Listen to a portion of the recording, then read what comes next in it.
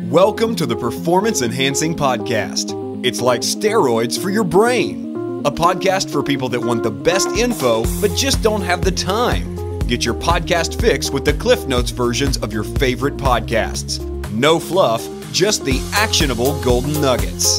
Having this much knowledge at your fingertips should be downright illegal. So get ready for another dose of Performance Enhancing Podcast with Satori Prime.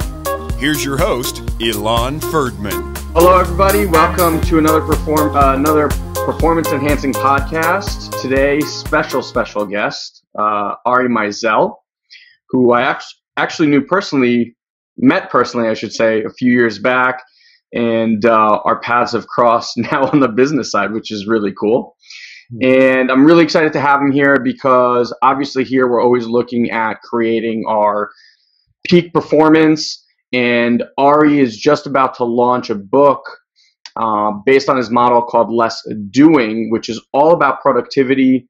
And we're going to go over the 9 fundamentals of doing less and actually being more productive. So I'm going to pick his brain on some things that I've been wanting to find out how to make myself more productive on. But just a little background on Ari.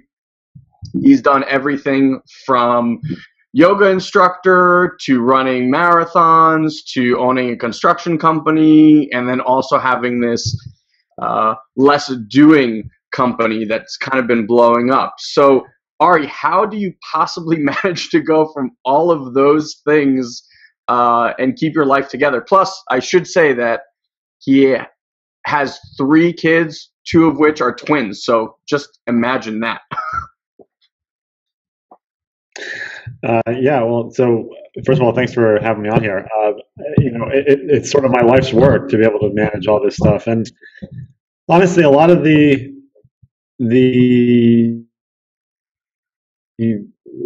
sort of trick to not getting overwhelmed is really just not getting overwhelmed. Taking sort of that calm moment to take a breath and think things through really helps. But there's a lot of things obviously that you can do in advance to try to plan for the future, and most importantly, have options at your disposal for how you're going to deal with things that do come your way, whether they be expected or unexpected. Sure. So what had you start this whole Less Doing model? So basically, I've been an entrepreneur my whole life, and for the most part, in the last 12 years, I've been a real estate developer. And 8 years ago now, I was diagnosed with Crohn's disease. And for those who don't know, Crohn's is a chronic inflammatory condition that affects the digestive tract. It's very painful and not entirely understood. And I was taking a lot of pills and a lot of different medicines and getting really sick and having side effects, and it was really bad. And after one particularly bad night in the hospital, I decided that I had to do something for myself. So I went on this long journey of self-tracking and self-experimentation. And after about 4 months or so, I was off my meds. And 2 months later, competed in my first triathlon. A year after that, I competed in Ironman France. And along the way, what I realized was that the supplements and the nutrition and the fitness, that stuff was easy to figure out, actually. It was the stress management that was really tough. And my way of figuring out how to deal with the stress, oddly enough, was to create this system of productivity that I called Less Doing. And it was less doing, more living. And basically the goal of everything that I do is helping people free up as much time as possible, with the ultimate goal of helping them reclaim their minds and do the things that they want to do so that they can stress less and be more effective. So the sort of overall framework is to optimize, automate, and outsource everything in your life in order to be more effective. And that applies to business stuff, to personal stuff, and even to your health.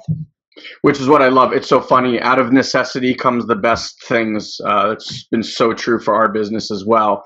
So what I love that Ari does, because my brain, like yours, always looks to enhance and figure out different strategies to do different things. I just love that you take it where most of us kind of get stuck on like, hey, I'm just going to perform in my business and I'm going to make the business side really awesome. I love that in this process, you're actually taking people both into their personal lives their business lives, their relationship lives, all of that kind of stuff. So let's jump right in first to kind of give people a background of these 9 fundamental things that, by the way, when's the launch of your book? Just so people know. Yeah, so thanks for asking. So the book is coming out April 3rd, and it's called Less Doing, More Living, How to Make Everything in Life Easier. And the website, the URL for it is lessdoingbook.com. And if you go to that, there is a post that I created that I'm offering some pretty cool swag if you buy even one book, but if you buy 3, 5, 10 books or more, there's some really great stuff that comes along with that. Awesome. And I'll put all those links at thestoryprime.com/podcast. A link to all of Ari's blogs and book and all that good stuff. And by the way, guys, for those that don't know, we're actually recording a video of this. So we'll put the actual video. If you actually want to see us chat, you can see that as well. All right. So let's talk about these 9 fundamentals of doing less and living more. So why don't you walk us through those? Sure. So it sort of starts with the 2 biggest ones. The first one, I'll give you the quick brief overview. The first one is the 80-20 rule, which, and I have to point out that if you think you know what it means when I tell you the title, you probably don't. I tend to use these things in a very different way than most people would. So first one is 80-20 rule. The second one is creating the external brain. The third is customization. The fourth is choose your own work week. Fifth is stop running errands. Then there goes batching, organization, finances, and it ends with wellness. Okay, cool. So let's do like a brief, just like tell people a quick synopsis. We'll kind of go through them because obviously your definitions are slightly different. And then I'll nitpick on a few of them that really piqued my curiosity. So what do you mean by 80-20 rule? What's your definition of that? Okay, so a lot of people know 80-20. It's the Pareto principle and about sort of resource allocation. But for me, 80-20 is really a reminder to constantly be self-tracking. So everything we do nowadays, you can track. So like, for instance, Ilan, do you remember what you had for breakfast this morning? I do. Bulletproof coffee. Okay. Do you remember how many emails you sent last Tuesday? I do not. Okay. So, and it's the kind of thing that you can track really easily. Nowadays we can track the number of steps we've taken, the amount we've slept, who we talked to and how long we talked to them and how many emails we sent. All this stuff. You can even track your blood. So we have all this information. We have all this stuff going on in our lives all the time. And if you're not tracking this stuff, then you're unaware.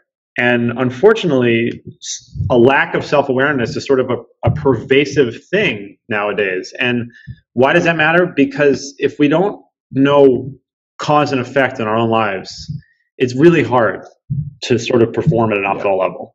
It is. And for instance, there's a program called Rescue Time that will run on your computer in the background, and you don't have to do anything. And after a week, you look at it, and it'll tell you that you spent, you spent 7 hours on email and 2 hours on Excel and an hour on Facebook and whatever it was. But it'll tell you things like you get 80% of your emails between 11 o'clock in the morning and 1 o'clock in the afternoon. And that's useful information because maybe you don't need to be checking email all day. Maybe you can spend a good half an hour right in the middle there and get a lot of it done. It'll also tell you that Wednesday is your most productive day and Thursday is your least productive day. So whether or not you know what the reasoning is for that, you can start to plan your life a little bit around that. And maybe you need to do certain things on that Wednesday and not do certain things on that Thursday. And you really can sort of know thyself. Interesting. I've never heard of that. So Rescue Time is an app that you purchase, or it's a free app? I think it's most of the features that it comes with are free. So yeah, that's amazing. Okay. Yeah, it's an awesome thing, and it's just that alone. You learn these things. What if you could find out that 80% of your emails, and this is where sort of 80-20 plays into it. You're spending 80% of your emails after 4 o'clock in the afternoon. It's like, okay, well, that's good to know, and maybe you can figure out why that is. But more importantly, you just don't need to be on email all day long then checking it if that's how it works, because that means that you can batch, which is sort of comes later, and you can get everything done in a more efficient way. One of the things that I try to get people to avoid is the misconception of multitasking. because we really can't multitask. We are not designed to do it. And what people think is multitasking is actually rapid switching between various tasks. And that's mentally exhausting, and it's not effective. So if you can focus on something for even 15 minutes straight, that's really good. That's important. Yeah. So, I think that's a really, really good point on a couple of fronts. I just want to say, like, the tracking, I know from a marketing standpoint, which is something that we do, we always tell people, if you're not tracking, you're not marketing.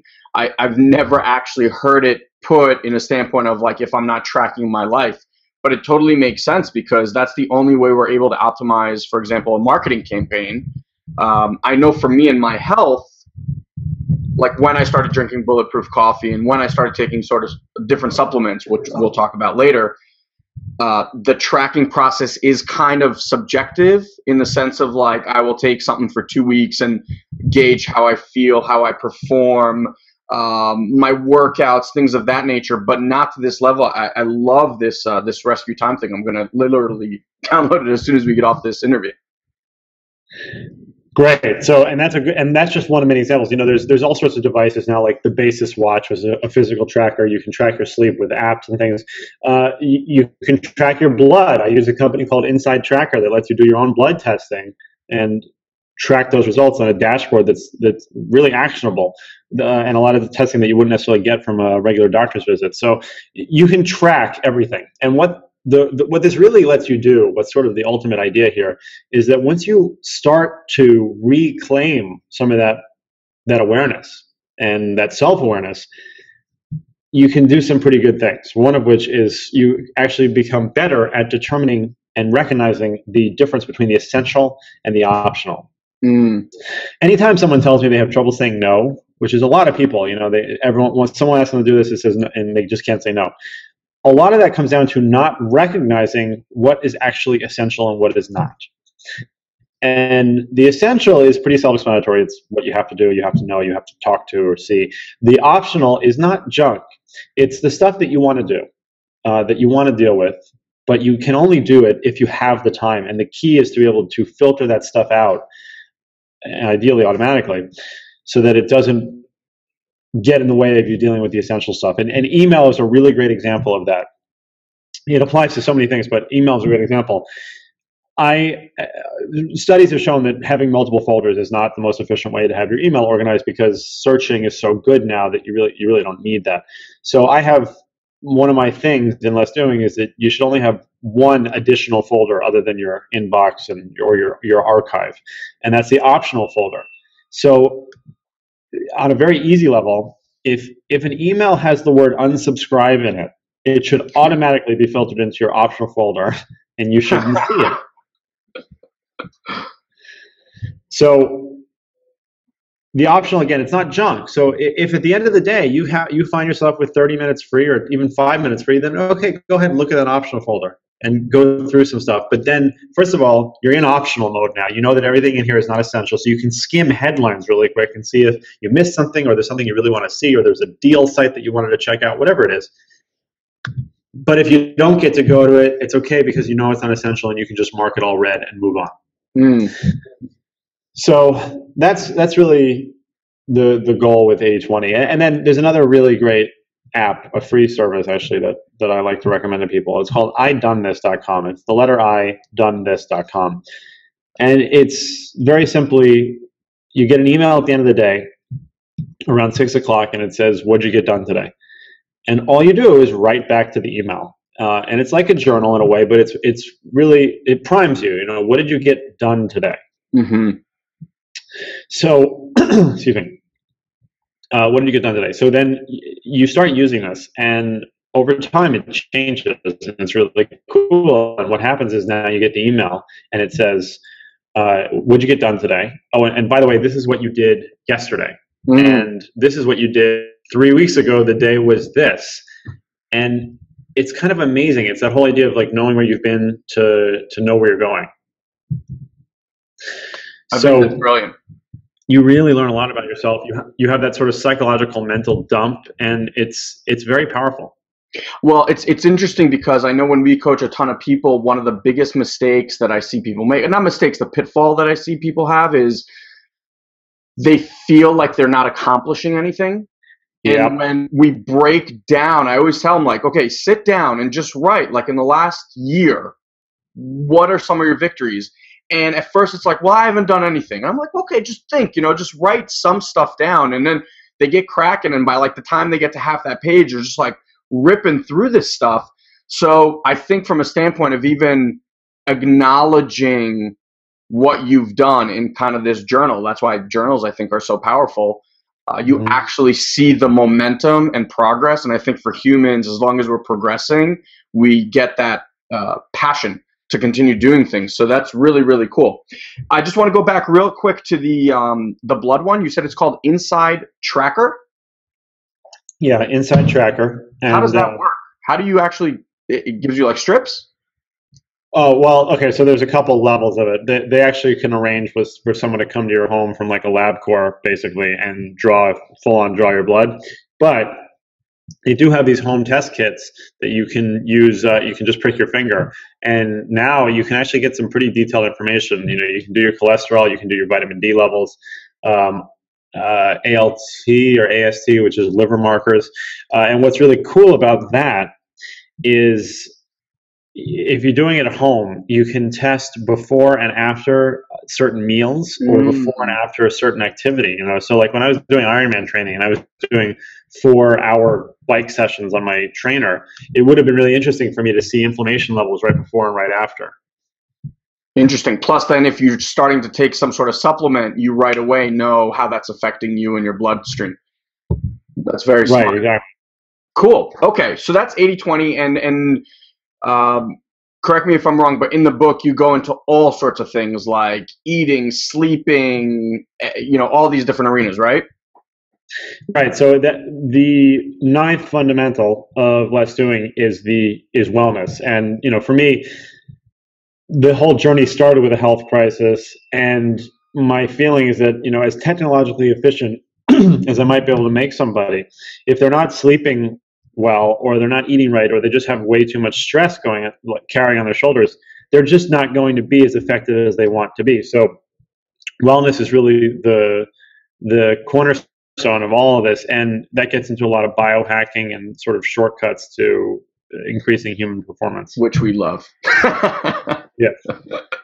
I was actually listening to an interview with someone else, and he was saying that he listened to Richard Branson, and they asked him what was the most important thing you've ever learned, and he said taking care of my health. Workout. Yeah, working out. Well, I think he said exercise is actually one of the best things. Yeah, and it's so funny. You're like, this guy's a multi-billionaire, and like that's his answer. You're like, really, give me more? But it's true. I said to someone the other day, all the stuff that we do for work, like if you're not going to take care of yourself physically, then how are you going to possibly enjoy what you've done? Like, I want to be here to see my kids grow really old and enjoy everything I've done. If I'm not taking care of that, I know, like, mentally for me, I'm just in a fog if I'm not working out regularly. Right. Well, so there's the concept of hormesis, which is a big thing for me, and that's really where you're creating stress in order to become stronger. Which is what working out is. But you can do that through all sorts of things. It's the people who overcome car crashes, or get out of a car crash and change their life because of it, or a chronic illness in my case, or mental stress. There's all sorts of things, and hormesis is that idea of, or not idea, it's a biological phenomenon where when you're exposed to something bad, you get stronger. So that's a big thing for me, and working out does that to some extent, especially the way I work out now.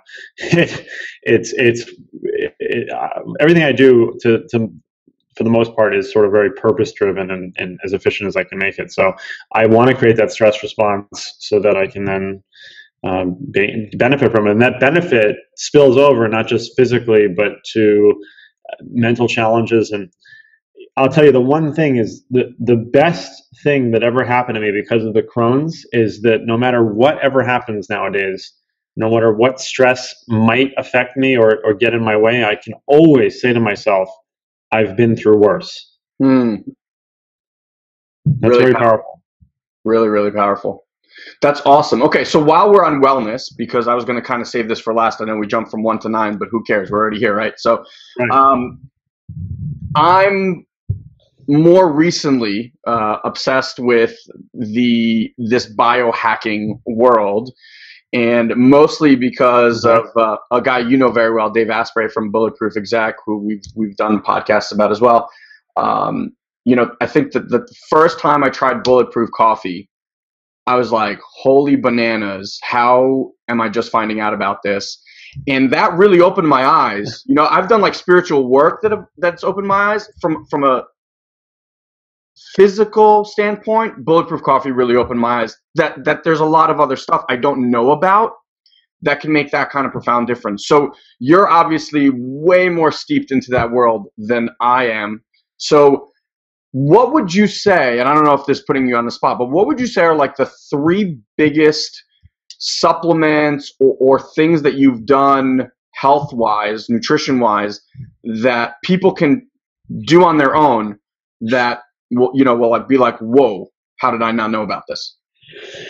Yeah, sure. No, that's not putting me on the spot at all. So the number one thing is heart rate variability training, which you've probably heard Dave talk about. But basically, so people know, so heart rate variability is that when your heart beats, there is a rhythm to it, and it's not. If your heart's beating at 60 beats per minute, that doesn't mean that it's beating once every second. That would actually be a very bad thing. It's really beating like 0.93 seconds, and then 1.04 seconds, and then 0.94 seconds. That kind of thing, and it ebbs and flows, and it's really about the brain-heart connection. So the way, the stress that we're thinking about, the emotion that we're feeling, the breathing that we're doing, all of those things affect our heart and our nervous system and sort of this coherence thing. So training what's called coherence training is really making you aware of what affects your nervous system, what affects your stress levels, and sort of how you respond to it, and then allowing you to control it. And a lot of that has to do with breath control and awareness. And part of this is the idea that fear is no longer really evolutionarily valuable. We don't need to, in most situations nowadays, we really don't need to go into panic mode because there's no lion going to jump over a rock. So that paralyzing fight or flight response. Well, it's true though, and that paralyzing fight or flight response is much less useful than it was then, now, as it is now. And as a sort of a weird side tangent, there's a great book called The Wisdom of Psychopaths by Kevin Dutton. And he basically argues that psychopathy is an evolution, actually, and that they're more evolved in some ways than we are. And one of the reasons is that one of the characteristics of being a psychopath is not feeling fear. Mm-hmm. And that has some real benefits, it seems. So anyway, you can do heart rate variability training very easily, and the easiest, cheapest, simplest way to do it is that there's an iPhone app called Stress Doctor, and you put your finger over the lens and it measures your heart rate, and you breathe in time with this thing on the screen, and it's giving you immediate biofeedback, and the results are incredible. You do that for 5 minutes in the morning and 5 minutes at night, and you're getting the benefits of like an hour of deep meditation that would probably take you 10 years to really learn. Wow. Well, I love that. That's awesome. Okay. So we're going to have to kind of do a whole recap of all these apps that we get to share with people, because these are really, really great. It's cool. I haven't heard of it. Yeah. Okay. So that was one, right? That was the first one. So yep. The second thing is about sleep. So sleep is really important, obviously. Being able to sleep efficiently and get good quality sleep is really, really important. And it's difficult when you're a parent or when you have stress or all sorts of things. Blue light, which comes from our computers and our fluorescent lighting. Well, actually, I don't have any fluorescent lighting here because of that. But and our iPhones and all that stuff. Blue light reduces your body's ability to produce melatonin by up to 30%, and melatonin is our sleep hormone. So rather than telling someone that they have to turn off all the lights and sit with a candle and read a book for an hour before they go to bed, there's a very cheap and simple biohack for that, which is to get an $8 pair of Wayfarer sunglasses that are blue blocking on Amazon. Literally, I think a lot of times it's a 2-for-1 deal on Amazon for those, and it's an amber lens. It's a clarity enhancing lens. So you wear these sunglasses for an hour before you go to bed, and you can look at your iPhone, you can read on your Kindle, you can watch TV, you can look at the computer. It doesn't matter. And you will not get that cortisol response that you would normally get from those blue lights. And I love this one because it's literally $8, and everyone who I recommend this to sleeps better the first night they try it. Can I add one thing here? I don't know if you know about this, and that would be cool if I can actually share an app with you that's been really helpful for me. So I use an Android, so it's a little bit different on the Android, but I'll give you both. So on the Android, there's a cool app called Twilight that actually blocks the blue light, and you can control the amount that it blocks it. So for those people that are addicted to, like, you know, being on their phone before bed, you can actually control that. That's one. And on my computer, I actually got glasses too. And then someone told me about an app called Flux, Flux, that does that on your screen automatically as well. And I can tell you, not even before sleep, like I actually have it on my computer all day long. At first, it makes that screen kind of like reddish almost. But after about 30 seconds to a minute, that goes away because your eyes adjust. And then when I turn it off, sometimes to, like, you know, do videos or pictures and edit stuff like that, when I turn it back on, I'm like, holy crap, that is so bright. I can't believe this is what we look at every day. Yeah, you know, there's this. So Flux is great. And actually, if you look at my Instagram, a couple weeks ago, I posted my office at night, which I have red lights. I have the Philips Hue light, so I can change the hue. So I had Flux on my laptop, and the whole room is red. So that was like my optimal work environment. It was great. No, those are great, and Flux is really good too. Except that you're still going to be getting some blue light. It's not possible to digitally remove all the blue, but it definitely helps. But the glasses are really cool and really easy. So awesome. I like that one a lot. I'll leave a link for those, some blue blocker glasses. I use, someone told me about Gunnar, Gunnar glasses. Yeah, that's what I've been using. So if you want to, if for people who are into this, if you want to get even more hardcore, so Gunnar they're like the computer glasses, and they're supposed to help with eye strain a lot too. But you can actually go to an Irlen method specialist, and Irlen is IRLEN. Helen Irlen created this method of sort of color enhancement and stuff, and your color is very specific, and it actually takes about 6 hours of a technician working with you to determine what your color is. And it you know, someone's might be kind of a pale purple, someone else's might be like a deeper blue, and it's the color that makes you literally like perform more effectively. You have better hand-eye coordination, you think more clearly, you're less tired. It's legit stuff. And what she talks about, Helen Irlen, is that we're in a brighter world. Like, as you just said, you know, you turn it off and then it seems so bright. She says, just look at one example, that when she was a kid, and I think she's in her 50s, but when she was a kid, blackboards were black, and then they were green, and now they're whiteboards. You know, and so like everything is just brighter. Yep. It's insane. And it definitely makes a difference. For those of you that haven't tried it, even before you buy the glasses, I would highly recommend at least trying Flux and seeing. I actually started using it because I noticed I was sitting in front of the computer, and I had this weird weekend where literally I had like the most sharp shooting pain inside my eye, and it just started watering. And I was reaching out to all these people, if anyone had ever experienced anything like it. And they said, well, you sit in front of the computer all day. It could just be like your body's mechanism to just be like, hey, relax, shut your eyes, etc.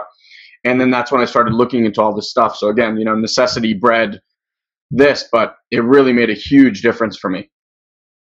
Definitely, yeah. So that was number 2. Okay, so what's 3? That was number 2. Okay, so and the third one is a supplement called Alpha Brain. So there's all sorts of neurotropics, which is the sort of brain enhancing drugs, and I'm not a fan of the actual pharmaceuticals. So there is a company called Onnit that makes Alpha Brain, and Alpha Brain has, I think, 8 or 9 natural compounds in it, which have all been very well studied individually. And what I like about it is that it's not like a caffeine pill. It's not just like a stimulant. It's really about helping the brain get blood flow and reduce neuronal stress and also help with neurological development. But there's things like Bacopa monieri, for instance, which is a very high level Ayurvedic herb, and it's been proven in real, like, legit studies. It's been proven to improve your memory quite a bit. So you take alpha brain, and it's the kind of thing you can take daily, but I kind of just take a sort of a mega dose when I know I'm going to have a big day or a very busy day. And I have had some really amazing creative breakthroughs and stuff with it. So it's really cool stuff. Yeah, I recently got into this whole nootropic thing and just been messing around with personally piracetam. And okay, how's that doing for you? I got to tell you, like, this sounds so weird, but I actually feel like, so it's like you said, it's not a caffeine boost. It doesn't give you energy. I just noticed that I'm literally like on fire from a brain standpoint. Like, everything becomes incredibly clear and interesting. Focus levels through the roof. And I know that I've shared it with certain people and they've used it and they've been like, it's the greatest thing ever. I can't believe I just found out about this. And I've shared it with others and I read about this, like certain biochemistries just don't really jive with it and they feel foggy and like, down. So I just want to kind of say that to everyone, regardless of what you try, and this is why I think we started smart with the tracking, which is each person is very, very different. And I always tell people, like, try. So now I introduce people to Bulletproof. And the thing I tell them is, like, listen, try it for 2 weeks. If it gives you good results, keep doing it. If it's not, then stop. Like, no one can tell you how your body's going to react to certain things. Right, and and that's a good point. You can quantify this stuff really easily. It might sound hokey, but lumosity is actually kind of legit, and you should do that kind of testing on yourself before and after for a couple of weeks and see really the effect that it has on your focus and your attention and your memory and all that stuff. Yeah, awesome. Okay, so just to recap, we had heart rate variability, and we listed a bunch of cool things there that I'll drop out satoriprime.com/podcast. We spoke about sleep and the blue blockers, and then the third one was Alpha Brain, which I'll leave links to as well. So let's leave wellness right now because I want to talk to you about something that I think personally is my Achilles heel, if you will, and I think you're just a master at it. So let's kind of dive into that, which is the second part you talk about in your book, creating external brain, and specifically you talk about outsourcing here and figuring out how to outsource. So I don't know whether it's like my immigrant mentality of, I got to do everything myself, whatever it might be, but I suck at outsourcing and I suck at delegating. So I would love for you to educate me and then the listeners on this process you go through on how you can delegate and outsource things in your life. Yeah, of course. So, I deal with a lot of type A personalities. It's sort of like par for the course.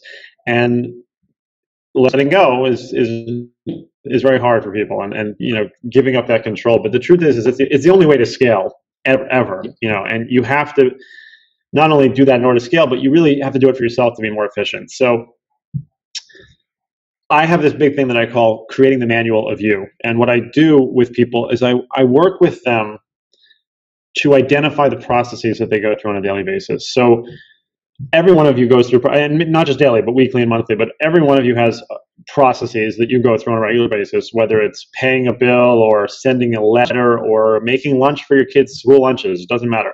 We all have these processes that are somewhat repetitive. And the problem is that our brains are very lazy. They want to conserve as much energy as possible. And as such, we use these heuristics that we have, which are basically sort of shortcuts that we've created so that we can just do things and not have to really think about them and just kind of move on with our life. So you have to break that cycle sometimes to really identify how you can do things better. And so I'll give you an example. So the pay bill is a good example. Okay, so the first time that I looked at paying a bill as an actual process, and I broke it down on a very granular level into all its steps. It was 27 steps. And keep in mind that when I did that, maybe it took me 8 minutes, maybe it took me 10, maybe it took me 5, it doesn't matter. But I just did it, and I just went through the motion and did it. But I actually stopped and said, okay, this is what I'm doing now, this is what I'm doing now. So that was everything from going to the bank website and logging in with the username and password to going to where the pay thing. And then with the physical bill, I open the scanning application, scan it, put it in Dropbox, send it to my accountant. It's 27 steps. Like it's not that surprising. But so I actually wrote that down, and then I immediately was able to look at that and say, okay, it's obviously there's a hole between 13 and 14 that's not clear, and 17 and 18 are kind of redundant, and so on and so forth. And I got it down to 22 steps, and I was immediately pretty thrilled with that because I had made it more effective. And the truth is, if I had done nothing else, then that was the optimized step. If I hadn't done anything else, I would have had myself a checklist that I could follow to very efficiently do the task that I was previously doing somewhat less efficiently. But then I can look at that and say, okay, now let's automate. And with automation, we're looking at ways to set it and forget it. So this could be people, it could be software, whatever it might be. But you're looking at things where you don't have to think about it on a daily basis. You set it up once and it goes. So I can see that and I say, look, if I scan the document to this folder in Dropbox and I use this particular web app, it can automatically copy it to Evernote and then share it with my accountant and put it into my accounting software or whatever it is. So I got that 22 steps down to 15. And now I was really flying. This is great. Then I try to outsource it. And the first time I did that, the virtual assistant wrote back immediately and said, I'm really sorry, sir, but I don't understand how you got from step 7 to step 8. And you look at that and it's like, oh, duh, right, obviously. Like that doesn't make sense to anybody but me. So you fix that and clear it up. And after a couple weeks of working on that particular process, I got it down to 9 steps. That is now so perfect that it's been executed by well over 300 different people without any errors and without any of my involvement. So that was very eye-opening for me. And I've used this for everything from doing my podcast editing to doing research, travel planning, even paying parking tickets. All of this stuff. I have 57 processes now written out in an Evernote notebook that I can share with anybody at any time, and they will be able to do those things. So that's very empowering. And first of all, breaking it down that way is very helpful for people who don't want to let go because they can see what's actually involved in the process rather than just being all in their head and their own thing. But the other thing is that I try to get people to start very small. So take, for example, there's a free service called Talk2, Talkto. And Talk2 is not a virtual assistant service, but again, I use things in different ways. So it's a service that allows you to text any business in the United States and receive a text response. So you're not actually texting the business. In reality, you're texting a Talk2 agent who is then calling the business, but they write back as if they're the business, and they're transparent about it, but they try to make it kind of seamless. So you can use this to do simple things. You can use it to make a reservation, change a reservation, make an appointment, find out if a store has something in stock, find out what the hours of a business are, whatever it is. So if you want to try and experience what it's like on a very small level to use a virtual assistant, do 2 things. Have Talk2 make a dinner reservation for you, because for one thing, you can text without really breaking away from what you're doing. Because if you're writing and you have to just do a text, then you can get back to it. Whereas if you have to look up the number, stop, make a phone call, wait on hold, check your schedule, that complicates things. So just do that. The other thing that you can do that's so cool is you can try out the time shifting ability of a virtual assistant. So 9 o'clock tonight, I decide that I need to go get a dental cleaning for some reason. I can use Talk2 and I can say to the dentist office, I need to make an appointment for a dental cleaning. They don't open for 12 hours, right? So Talk2 is going to write back and say, we'll get back to you as soon as we're open. Now, I don't have to think about it for the next 12 hours. It is off my plate and I am done. As far as I'm concerned, I am done, because the next step is either going to be your appointment's been made or we need to do a different time, whatever it might be. But that's 12 hours that I don't have to think about something, that doesn't have to be on my mind, on my plate. And if you do that with a bunch of things, you can have a completely clear mind and start to actually use your mind for those things that you want to use it for. And you begin to see the benefit of a virtual assistant. And with those 57 processes that I laid out, there's some very complex things in there, billing and researching things and tax related stuff, but it's been laid out so well now and error proofed that it works. So you just grow from there. Is this stuff that you break down these processes in the book? Is this stuff you share, or this stuff you use personally? Well, I think I share a couple examples, but it's one of the main things that I do with clients. I mean, I have a client. I've done this multiple times where I've worked with clients who have been able to downsize their companies by, startups and larger companies with small teams in them, and they've been able to downsize a lot and still get more done. I have one client who does these small business consulting trainings around the world, and he went from 6 full-time employees down to 2, saving him, $400,000 a year or something. And they're doing more business because he's been able to automate these processes. I have another client who's been able to completely automate an entire process that doesn't require people at all now. And there's 100 something steps involved in dealing with each customer on this, but it's a big thing. There's a really cool YouTube video that I can find for you and send you the link to share with everybody. Sure. This company, I think it's called HitReach. And yes, it is called HitReach. They posted this great video of how they used a couple websites that I really love, Zapier and IFTTT, which are both automation websites. They use those 2 websites to automate a process that involves 14 steps and used to take a person a half an hour every time to do it. And that person was doing it multiple times a week. So now that person doesn't have to do it at all, and they're able to focus on other things that help grow the business. Incredible. Absolutely incredible. One of the things that we were talking about when we started about this is, in order to scale, you have to be able to outsource. And so it's incredible the way, I think it almost requires a brain like yours, because you probably see things in a way that most people can't, right? Like those clients would have loved to have done what they did on their own, but it takes sometimes someone like you to come in there and be like, hey, here's how we can do this. I think that's brilliant. I mean, one of the things I tell people is if you're doing anything more than 5 times or having a conversation with someone more than 5 times, automate it. Like make a video, create a process, do something. Yeah, my rule is pretty much if I do something twice or if it takes me more than 5 minutes, I start to think about automating it. Well, that's why you're the efficiency expert. I've maxed it to 5. That's absolutely. I get fed up more quickly. That's true. Well, you also have trained your brain to know that there's a better, more efficient way for literally everything. Yeah, I mean that's and some people have not accused me, but have said like I'm basically making more work for myself. But a lot of times, I mean, I love what I do, and I'm doing this so somebody else doesn't have to. Yeah. Now, just out of curiosity, to go through that process with the billing, because obviously, like to create the process takes time, right? Mm-hmm. So, have you found that time invested is clearly you think it's worth it at the end because you've created 57 of these, but like how much time goes into creating that process to the point where you can outsource it? Right. So and that's a great question. So the bank one, I'd say legitimately probably took me 2 or 3 weeks. I'm looking here right now. My travel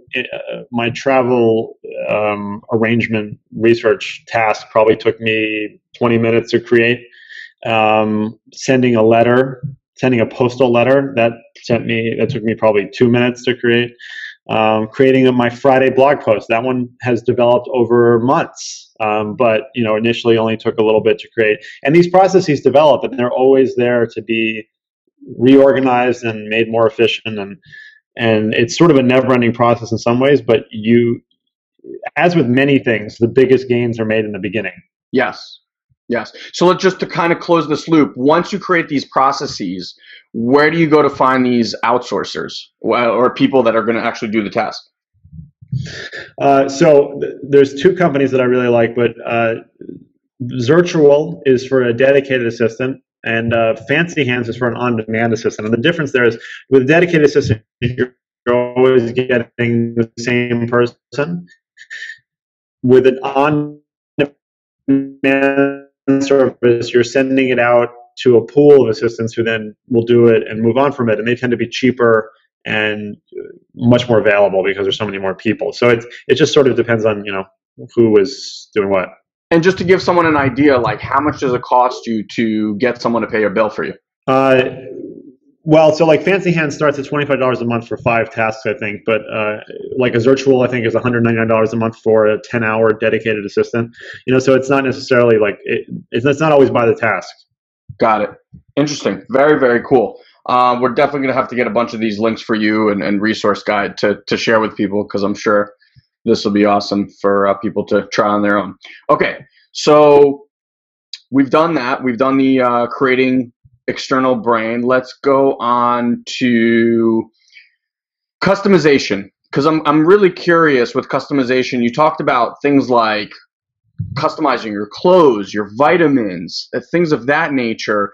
And I'm like, customizing clothes, how does that help efficiency? But I'm really curious, what's your take on that?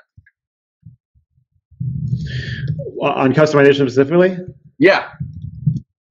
So the idea with customization is that we live in this world where we have great access to all these products around the globe that are cheap and available, but the thing that's made for everyone is made for no one, kind of idea. So Yes. We can customize everything from clothes to food to software now. That's kind of where it is, and all of those gain efficiencies. Clothing is a weird example, but maybe you need a certain pocket you want to have your iPad in your suit, like that exists, that need. Or something like U-bars, where you can make custom meal replacement bars, is another really great example. Yeah, so if you're an athlete or you have a special diet, it's a really great option to have. U-bar, like the letter U or the word U? The word U. If you're 3D printing is becoming so big now that you can print product prototypes, ideas that you have that will fulfill a need. And software, you can go to elance.com, which is the #1 outsourcing marketplace in the world, and get quotes from people to make custom software for you that fills just your need and doesn't have any of the fluff. Yeah. We actually just did that with, again, out of necessity comes innovation. So we had a Facebook training product, and we're like really struggling with all these other softwares on the market, and literally, just like you said, found someone and created our own using the specific things that we wanted it to do. And it's actually way cheaper than I think most people think. I mean, I know we're talking kind of like crazy deep optimization stuff, but I was shocked. I thought it was going to be kind of like a $25,000, $50,000 venture, and it's literally a few $1,000s.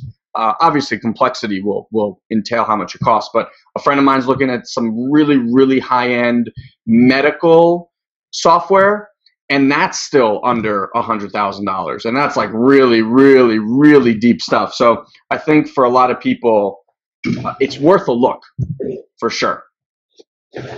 Now, what about vitamins? Yeah, so there's a company called Vitamins on Demand that lets you create these custom vitamin packs for whatever you're dealing with, whether you're a diabetic or you're an athlete or whatever. And rather than having 20 pill boxes, or pill containers, whatever, you can get these custom packs, these plastic packs that have just the pills you need all together, and you just rip off a pack and take it. And it's just that much more convenient. You don't have to worry about it. They can automatically deliver it, all those kinds of things that save you time and thought. Awesome. And in your experience, they've been quality and they actually give you great stuff? Yeah, so there's I'll show you one actually. we're getting a free, for those of you that are just listening, he's actually left to go find a pack. So this is a company called Edible Science, and you get this nice big box of 30 Day Supply, and it's really cool. So you have your AM pack, and your PM pack.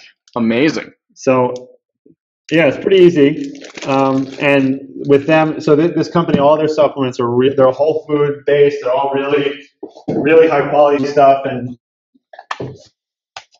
it fills the need. It's basically they can help you formulate something depending on what you're trying to. So you basically contact them and say, "Listen, I'm this type of person. I'm looking for this, this, this, and this." Exactly. Brilliant. Brilliant. These are the things that, this is why I'm so excited to have you on, because like these are the things that I always think about. I'm like, I wonder if, and then I just get lazy because I don't research it. And here you are, people that have already done all the research for us. Awesome. Very, very excited. I'm going to look at that for sure. And okay, lastly, before we sign off today, batching.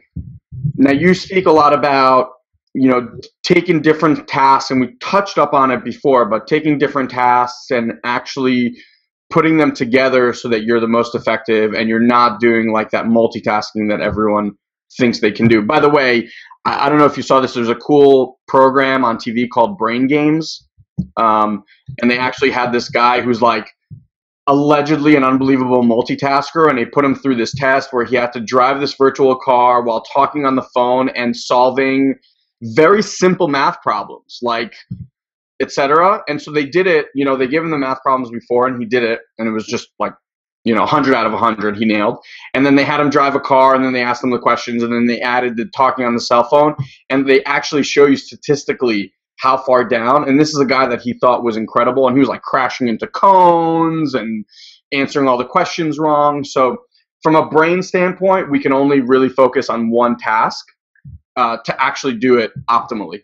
And whatever everybody else thinks, like, oh, I'm so good at multitasking, I totally agree with you. You're just separating the amount of resource that you have. It's not like you're actually doing it at your best in any event. Exactly. So let's talk batching. How do we do it properly? So with batching, you're really you're avoiding what you just talked about, which is, it's not multitasking. It's really this gear shift mentality where you talk to somebody and in 1 hour, they were working on an Excel spreadsheet, and then they looked at their email, then they answered the phone, then they went and got a cup of coffee, and then they went to the bathroom, and they talked to a colleague, then they got on the phone again, and they went back to the Excel spreadsheet, and an hour goes by and they've done 45 things, but nothing actually got done. So if you can focus even for 15 minutes on one task, you're really going to be more effective. And if you do that 4 times in an hour, you've effectively sort of multitasked because you've gotten those things done. So it's really about putting together similar tasks so that you can sort of grease the groove and not have to do that switching. So this could be everything from doing your email only the last 10 minutes of every hour, or making all of your lunches for the week on a Sunday, and putting them in the fridge and portioning them out. It really sort of runs the gamut. That's awesome. I've noticed also for me, the things that detract me from obviously doing that process is we're just distracted by a million things. Like, people have their phone near them with text, and Facebook with constant notifications, and emails that like pop up onto your screen, and all this kind of crap. Is there anything you recommend for people that have that quote unquote like ADD where they're just going back and forth? Yeah. So there's a method called the Pomodoro technique. Are you familiar with it? I'm not. Okay. So the Pomodoro technique is very simple, and it's based on the idea that our brains are better at sprints than they are at marathons, which is basically true in terms of like thinking about things. So the way it works is that you set a timer for 25 minutes and you start working on something. And when the timer goes off at 25 minutes, you stop right away. It doesn't matter if you're mid-sentence. You stop and you interrupt yourself. It's very important. And then you take a 5-minute break, and you give yourself an X. And you can put that X on a Post-it note, on an email. It doesn't matter. You just give yourself an X. And you do that 3 or 4 more times, and then you can take a longer break. So first of all, you start to work in these sprints, and that 25-minute interruption timer at the end is actually really useful for a reason that I'm not going to go into now because it's a long explanation. But at the end of the day, you've got 4 or 5 X's, and then that means that you can start to say to yourself, okay, tomorrow I want to do 5 X's again, or I want to do 6 X's tomorrow. You also get to the point where you can start to say, oh, someone wants me to do this report, well, that's 3 X's. And you start to learn what your time is like. So that's a real way of sort of getting people focused on something. It's very concrete, very actionable, very immediate. And obviously you recommend like turning all the other stuff. So if you're working on like a Word document, for example, it's literally like turn off all the other screens and make sure that the only thing in front of you is that Word document. Yeah. So I love this website called WhiteSpace, which basically blacks out your whole screen and just gives you a white page to write on.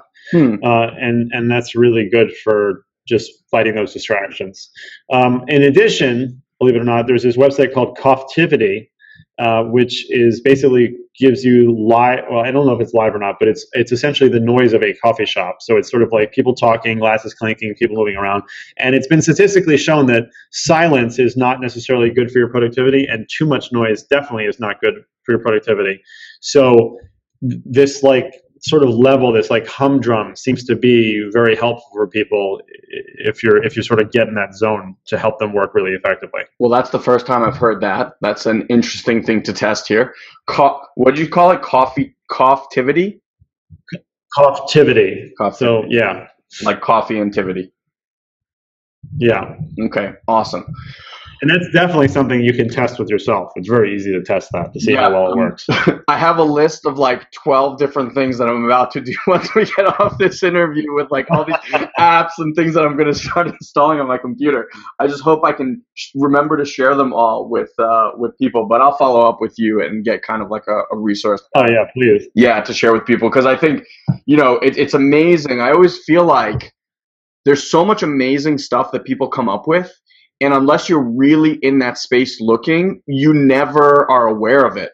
And it takes someone like you, Ari, who's obviously well-versed in this space, who's out there seeking this stuff, very much like Guy and I are in the marketing world seeking stuff, to inform others of the goodness that is out there. So with that, Ari, personally, I just want to thank you. It's been incredibly educational.